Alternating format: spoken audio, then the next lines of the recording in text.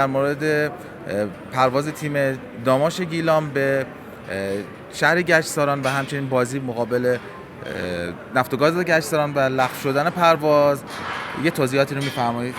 سلام، بخوام شرح بدم سفرمون رو به گشتساران. از اینجا شروع شد که باشگاه پرواز چارتر گرفته بود از رشت به گشتساران که به دلیل سوختگیری هواپیما تو فرودگاه گشتساران کنسل شد.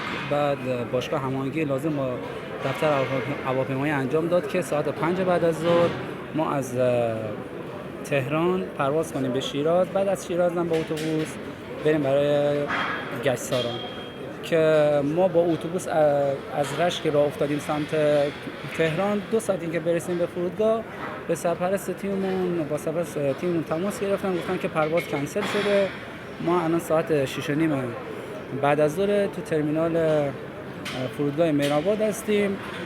متاسفانه پروازی نیست که ما بریم برای شیراز به خاطر نقص فنی که هواپیما داشته. گفتن که 24 ساعت تا 48 ساعت طول میکشه تا هواپیما بخواد آماده شه، ما با هواپیما بخوایم بریم. الان هم بخوایم با اتوبوس هم بریم، اول اینکه اصلا اتوبوسی نیست همین ترمینال، بعد اینکه بخوام با اتوبوس راه بیافتیم از الان بخوایم برسیم به گشتساران فکر کنم ساعت 11-12 ظهر میرسیم که شرایط خیلی سخت میشه. بعد اینکه تقاضا دارم از سازمان لیگ که خواهشاً اگه میشه این بازی رو به تعویق بندازن که داماش از این اتفاقی که براش رقم خورده متضرر نشه.